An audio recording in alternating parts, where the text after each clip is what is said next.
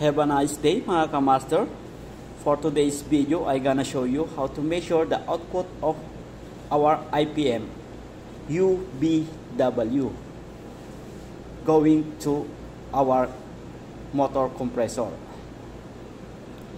So, unang gagawin natin ay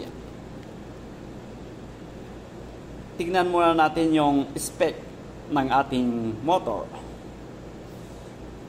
So, as you can see, meron tayong 160 volts to 260 volts at 60 to 200 Hertz. So, ayan po yung requirements na kailangan ng ating compressor. So, ang naka-indicate na 160 to 260 volts sa ating compressor, yan po yung ating kuryente sa ating tahanan. So, wag po tayong bumaba sa 160 to 260 volts. At ang 60 to 200 Hertz naman, ayan po yung 60 cycle na tinatawag natin sa ating kuryente or 120 times sine wave pag binasa natin sa ating oscilloscope. So, start na tayo mga kamaster. Ito ay susukatin natin habang umaandar yung ating compressor. So, ito ay actual natin. As you can see mga kamaster, umaandar yung ating compressor.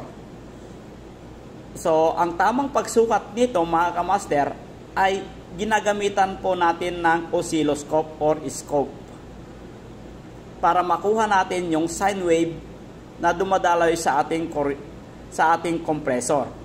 So, sa pagkakataong ito, dahil wala tayong oscilloscope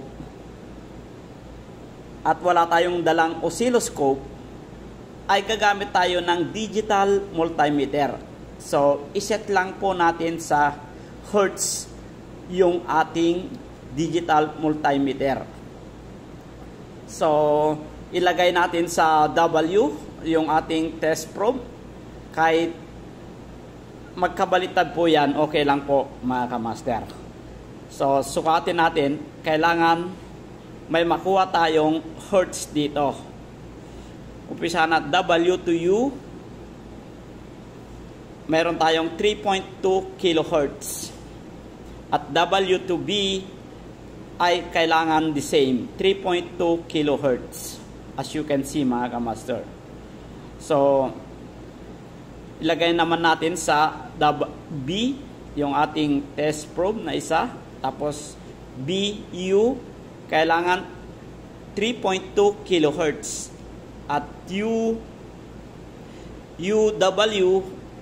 3.2 kilohertz. Kailangan po pare-pareho yan mga kamaster. Lagay naman natin sa U, B, 3.2 kHz at UW 3.2 kHz. Ganyan po ang magsukat. Kung gagamitan natin ng oscilloscope, ayan po ay naka-sine wave. Makikita natin sa ating oscilloscope ay naka-sine wave 3.2 kHz. So, check naman natin yung kanyang voltahe mga kamaster. Ang black probe ay ilagay natin sa negative papunta ng ating filter. Tapos iset natin sa DC volts. So sa U ay may 70 volts, sa B may 70 volts, sa W kailangan 70 volts. At dito naman sa kanyang driver input 70 volts. Kailangan pareho yan mga kamaster kasi connected po yan sa output ng ating IPM.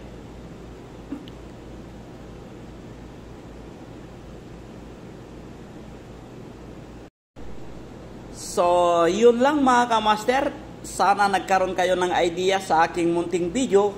Kung bago ka pa lang sa aking channel, paki-subscribe na lang at hit the bell button para ma-update ka sa aking mga susunod pang gagawing video. So, yun lang mga kamaster, and mapagpalang araw sa inyong lahat.